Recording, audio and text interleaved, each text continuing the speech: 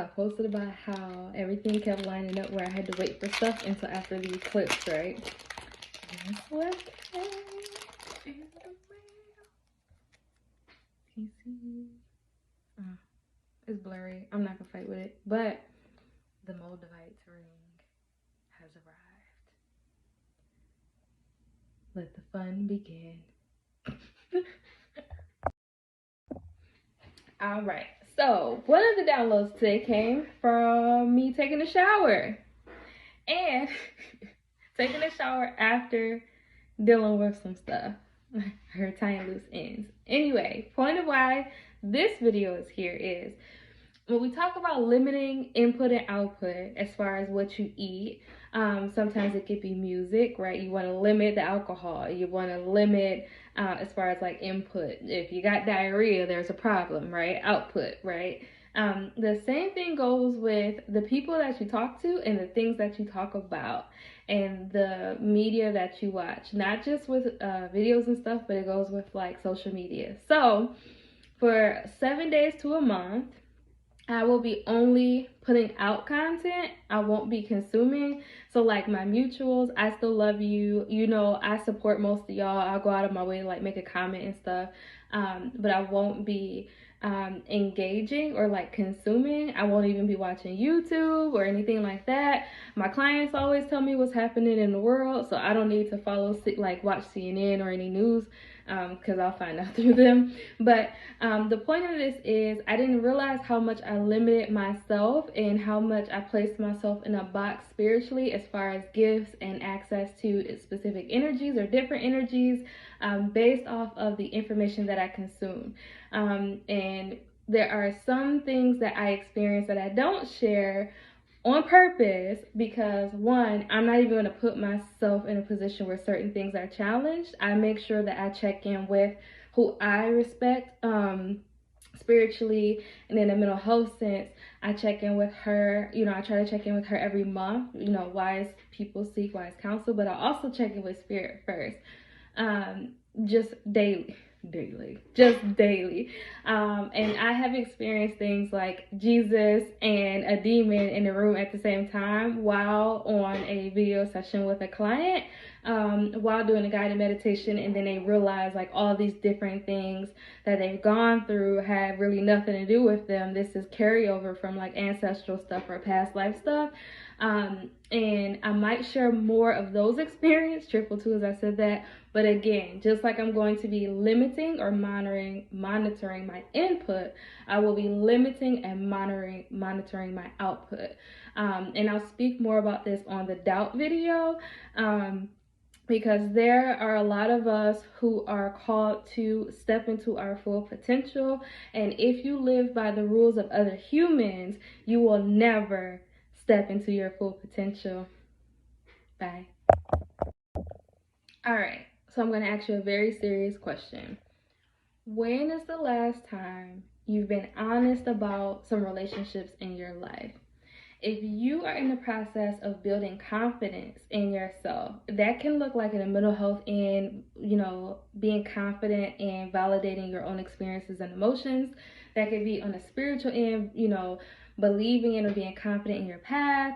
That could be a physical end of you are beautiful, whether you weigh 100 pounds or 1,000 pounds, whether you have a cardboard butt or a you know, not supermodel, but like video vixen ass, right? Like, when is the last time you've looked through all of your relationships, family, friends, peers, and was honest about people who create or plant little seeds of like doubt?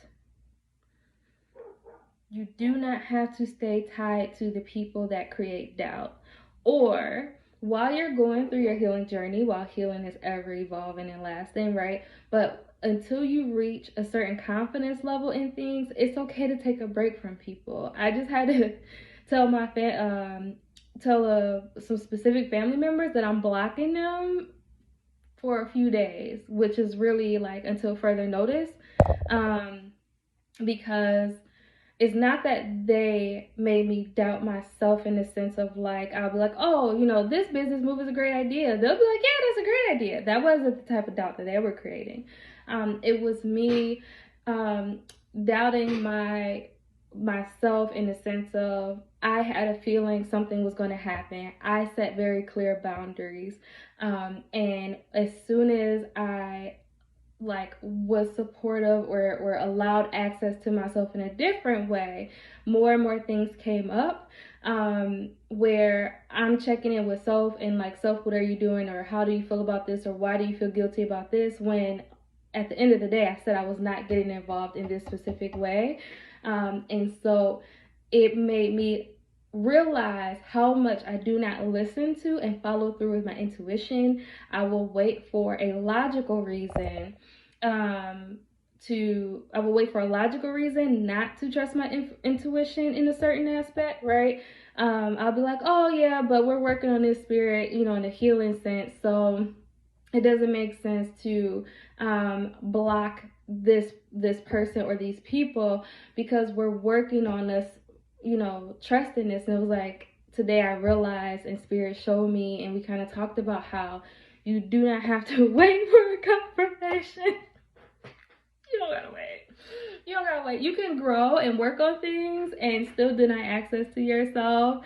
I realized I have nothing to prove. I used to be Christian, and I've learned that I am still carrying Christian baggage. I am still unintentionally turning the other cheek in ways that don't serve me or humanity, right?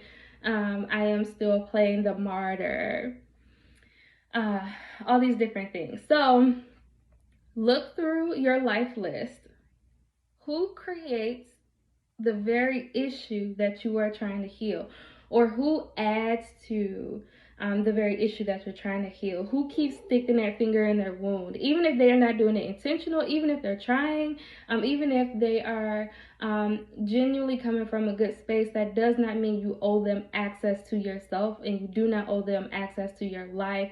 Your life force, your energy is your baby, and you are responsible for protecting and nurturing that energy, no one else.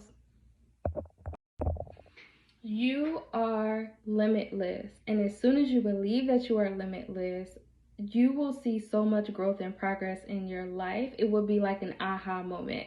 For example, I used to believe that I had to learn certain practices or follow certain teachers for certain very specific things, like let's say Reiki or Akashic, past life.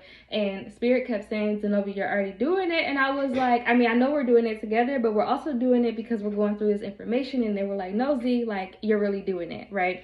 And my fear, one of my biggest fears was, okay, if I believe you telling me that I'm limitless, who's going to keep me grounded?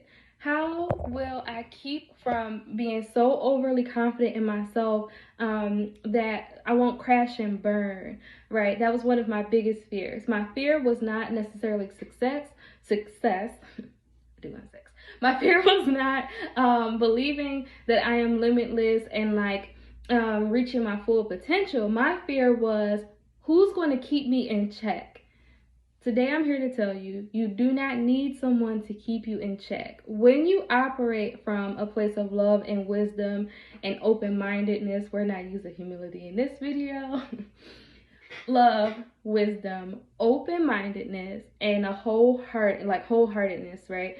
You can acknowledge that you are limitless and still trust that Spirit will guide you to protect and maintain your heart. You don't need anyone to shoot your wings, and you fall out the sky. You don't need someone to snatch your balloon out the air. You need people who will help foster. You don't need anybody. Spirit will lead the way.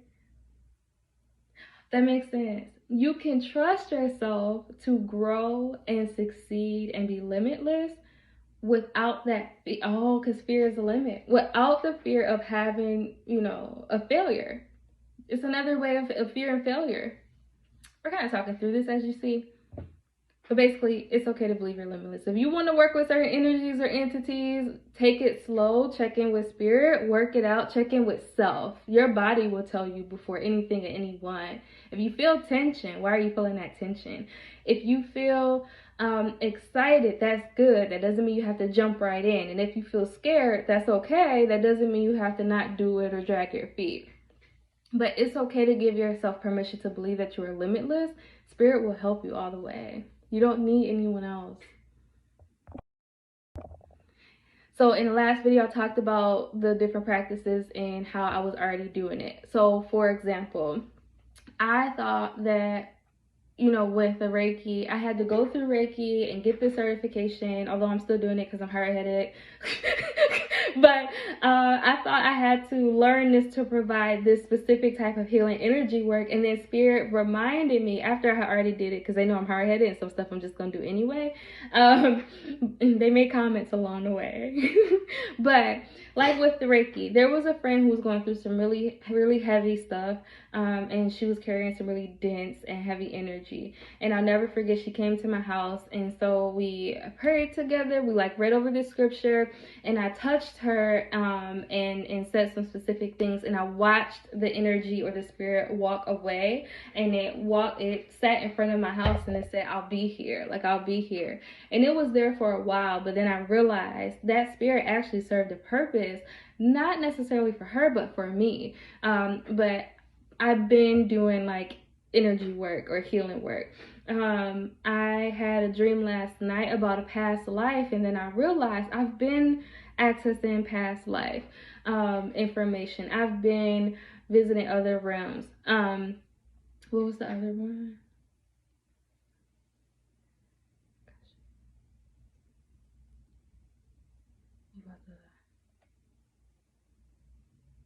Oh, healing ancestral work. So like just one statement acknowledging that, you know, it wasn't this one ancestor's fault that the family kind of ended where we was after she came to me in a dream, like trying to clean up her mess, like helping her realize you don't like, we're gonna work together to heal this stuff, but you didn't create this mess. This mess started before you. But you are limitless. Don't let nobody tell you otherwise. I don't care what anybody say. All right, confidence. Confidence. Now, this is something that I did a long time ago, and I didn't realize that it is literally coming into fruition now. And it was something simple. When you get a chance, say out loud or write, what does confidence look like for you? What would, if yourself in complete harmony and confidence, balance, and just operating from celebrating self and acknowledging self-worth, but also knowing that we are always a work in progress. Like, what does that look like? Where will you be? Who will you be? What will you look like? What will you be doing? Write it down or say it out loud, and then just walk away. I have realized how much I have been ingrained in this hustle culture where you got to keep doing money magic. You got to keep doing this. You got to keep doing that. You got to keep doing self-love work. Like, every day that you just speak wholeheartedly out loud what you want, and you acknowledge the fears, and you channel those fears or transmute those fears, triple one, as I said, that every day that you do that, you are working your magic. You are. You don't have to keep obsessing over the things that you want in life, including healing. It will come to you. You got